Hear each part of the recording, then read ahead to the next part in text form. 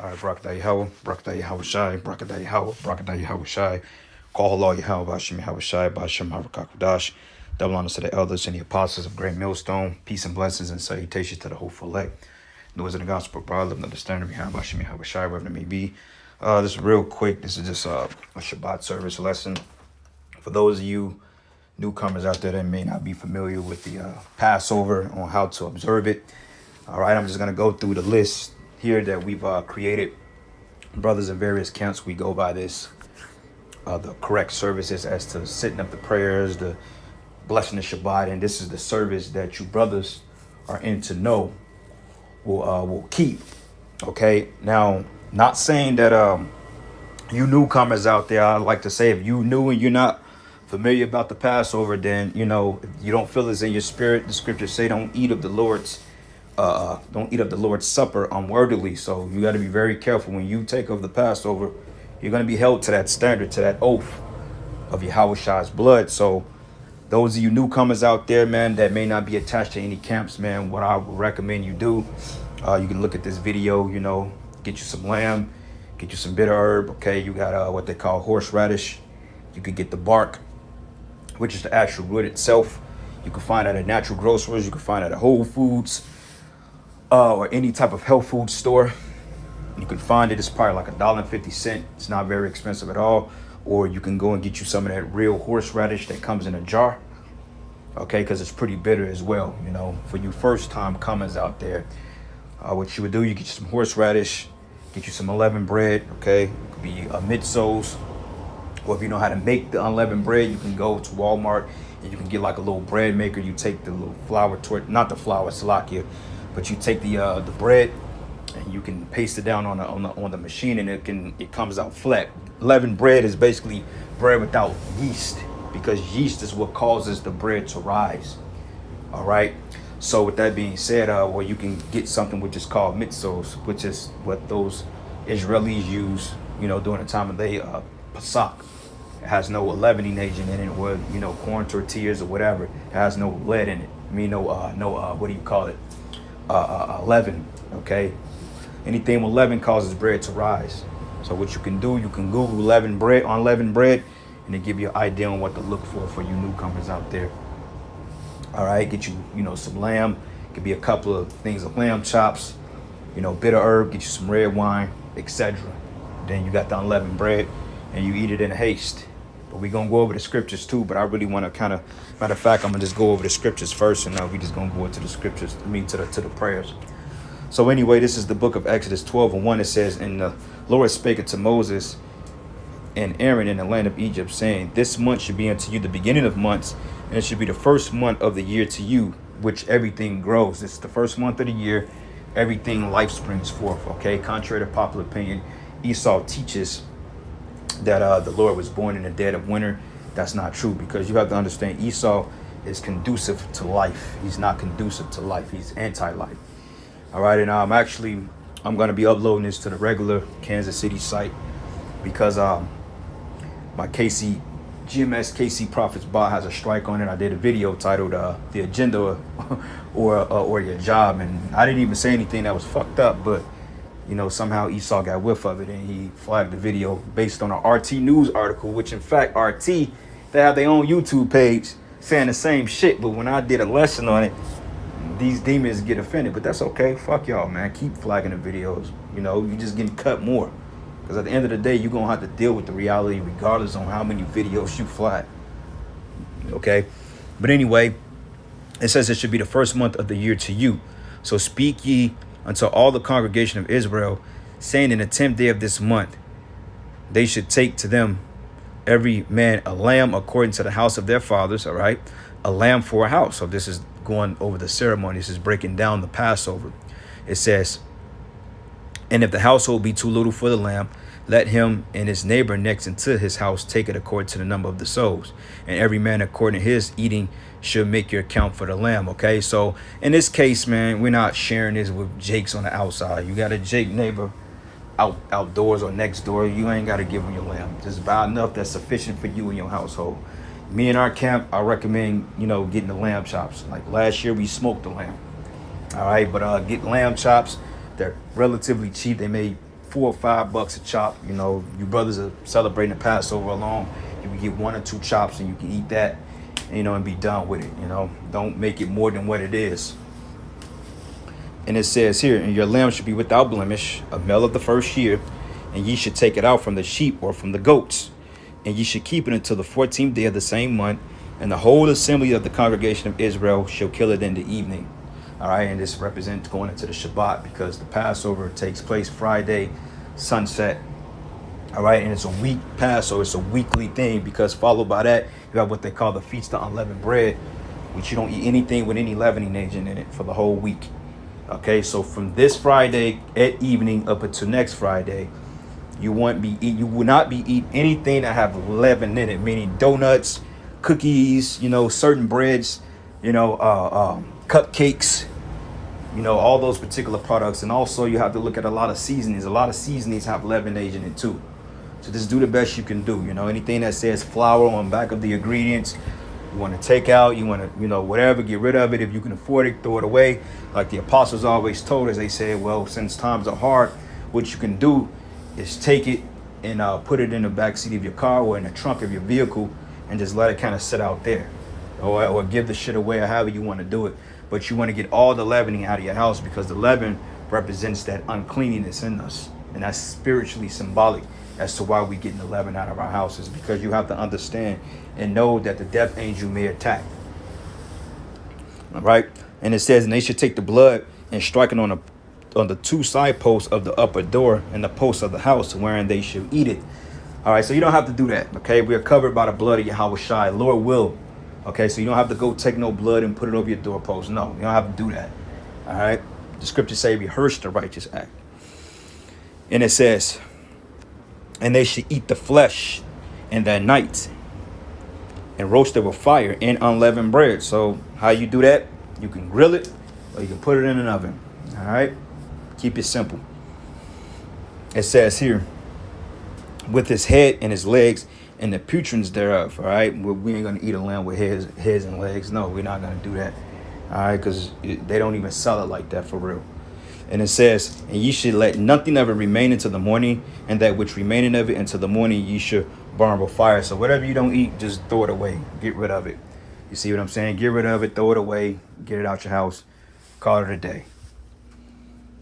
And thus shall ye eat it with your loins girded and your shoes on your feet and your staff in your hand, and ye should eat it in haste. It is the Lord's Passover. And the biggest thing of it is, it's eating it in haste, because you got to understand this was the night we were supposed to depart out of the land of Egypt. Okay, because the death angel was said to come to smite the first. What was it? The death angel would pass over, and he was smiting the Egyptians, which that death angel is symbolically Yahweh Shai. It says, for I will pass through the land of Egypt this night, and will smite all the firstborn in the land of Egypt, both men and beasts, and against all the gods of Egypt I will execute judgment, for I am the Lord. Okay, so make sure you brothers, you know, you partake in this if it's in your spirit. It says here, and the blood should be to you for a token upon the houses where ye are. And when I see the blood, I will pass over you, and the plague should not be upon you to destroy you when I smite the land of Egypt. So you have to think of this in a spiritual way, like the Lord can come back anytime, because you want to be covered by the blood of Yahweh Shai when he does comes back. Prime example, right? Last year, right after the Passover, I want to say it was roughly a week, if I'm not mistaken. That's when the shutdown hit. You know, everything with the, you know, with the C-19, all those things came into fruition. You see? And it says, and this day should be unto you for a memorial, and ye should keep it as a feast to the Lord throughout your generations. Ye should keep it as a feast by ordinance forever. So this is the reason why we do it time after time, year after year. Actually, we hate keeping it here, but nonetheless, you know, this is a memorial, okay? And in the kingdom, we're going to have, you know, it's going to be a whole different thing, all right? Because we're going to be celebrating when we were delivered from this hellhole. Because this place is holy hell, man. You got to deal with a lot of BS that you shouldn't even have to deal with. But, you know, that's the heat of the battle. That's the conditions of the battle. But anyway, it says, in 7 days you should eat unleavened bread. Even the first day you should put away leaven out of your houses. For whosoever eateth leavened bread from the first day until the 7th day, the soul should be cut off from Israel. All right. So what I would do starting this week, actually, man, if starting tonight, tomorrow, you brothers should go through taking things out of your house that has leaven in it. That way you don't have to rush and do it and possibly forget something. And if you do forget something, it's not the end of the world. Like I said, it just to be righteous. It just to be we're rehearsing the righteous acts, but you want to make sure you are sincerely with doing it. Okay. Because leaven, like I said, represents impurities. With leaven comes contention. Like the scripture said, little leaven leavened the whole lump. All right. But it says here, and then the first day there should be a holy convocation, which is a Shabbat. That's why Friday evening to Saturday evening is going to be the Sabbath. And then the seventh day, there should be a holy convocation unto you. And no manner of work should be done in them, save that which every man must eat, that only may be done of you. Okay, so this Friday to Saturday will be a Shabbat. Every 7 days is the Sabbath. So by the time this ceremony ends next Friday evening, that's going to be the Shabbat. So it's going to be a Shabbat that brings us in and a Shabbat that carries us out. That's why it says the 7 days should be a holy convocation. Okay, the Lord is cold. All right. And it says here, and ye shall observe the feast of unleavened bread, for in the same self day I have brought your armies out of the land of Egypt. So therefore shall ye observe this day in your generations by an ordinance forever. All right. And it says, and in the first month, on the 14th day of the month at evening, ye shall eat unleavened bread. It says, and until the 1/20th day of the month at evening. All right, that's the 7 days later. 14, 15, 16, 17, 18, 19, 20, 21. From day 14 to day 21, that's a whole week cycle of completion. And you should eat nothing leavened, and all your habitations shall ye eat unleavened bread. Okay, so remember that. Unleavened bread. You can Google it, you can look it up, you can see what it is. But basically, it's bread that don't rise when you bake it. All right, that means that no wheat bread or, no white bread, no hamburger buns, none of those things, man. No cupcakes, no Twinkies. You know how Jake love them sweets, man. No zingers, none of that garbage.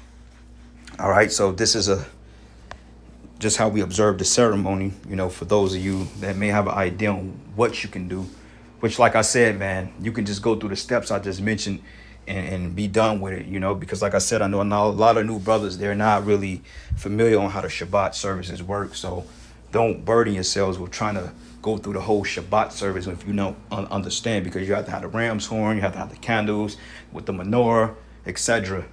Okay, so it says here, Shabbat services, it says the first step, you will blow the ram, which is called the shapar. You will blow the ram 3 times, and the first priest sets up the table.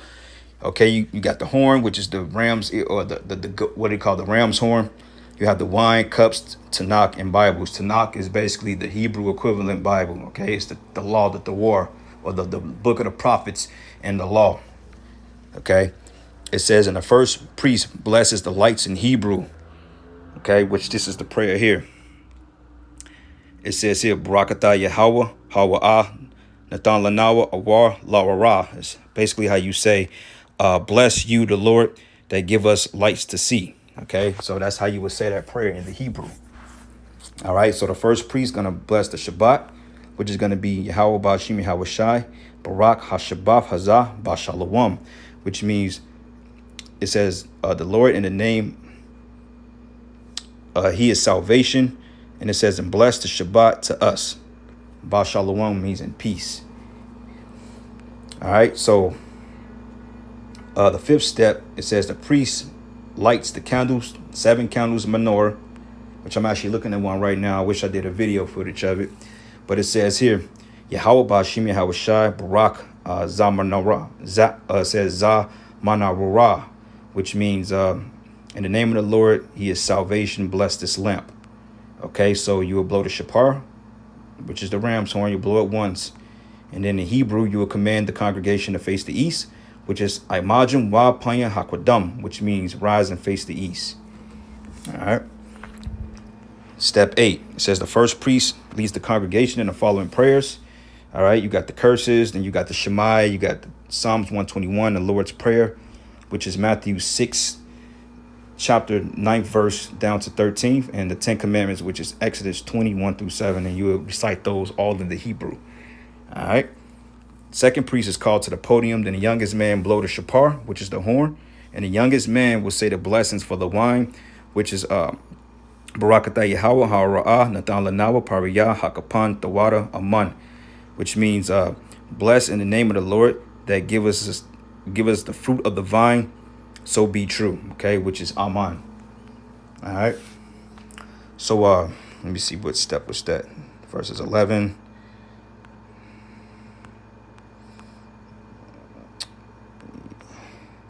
I think I'm missing one page. But you brothers get the point. All right, because 17, you're going to say that the congregation, the sit in the Hebrew, which means yashabium, which means to sit, and so forth and so on. And these are just pictures of the 10 Commandments that you brothers can pause and you can look at it, you can study it. I'm not going to go through them all. You have the Shema prayer, which is, Hear, O Israel, Yahweh is our power, which would be Shema, Yasha'ala, Yahweh, Allah, Yahweh, Yahweh, Achad. Then you have Psalms 121 here, okay, which will read, Anasha, Ayayamya, Al, Haharayam, Mahayan, Yabawa. It says, Yabawa'ah, Isaiah, Yabawa, Ma'ah, Yahweh, Shashah.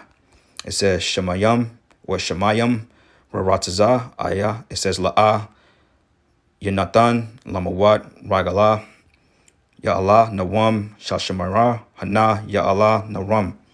Wa Allah, Yashan. It says, Shashamara, Yasha'Allah, Yahweh, Shamraya, Yahweh, Tazaliah, Al, Yayamya, Ya'ad, Hashamash, Ya'lad, Hakaya, Bayawam, Wa Allah, Halabanah. It says, Ba La Yala, Yahweh, Yashamarya, Makal, Ra'ai, Yashamar, Napasha, Yahweh, Yashamar, Hawalakia, Wabawaya. It says, Ma'atha, Wa'ai, Iwalam, Aman. So that's how you would say Psalms 121 in the Hebrew. And like I said, you can pause it on this and screenshot it and do what you need to do. Okay. But, this is the rest of it. Yep. So anyway, verses 12, it says, after drinking of the wine, the youngest man takes the Torah around for the blessings. All right. Which means call Ayashayam, Mayawam, Admajim, the water Barak. Okay. Which means that you're putting you're blessing the Torah. Okay. So anyway, I'm going to leave it there, though, brothers, man. Lord's will, you will edify, giving all praises and glory and honor that's due to Yahweh, Bashim, Yahweh Shai. And with that, shalom. If you have any questions, just leave them in the comment board. Shalom.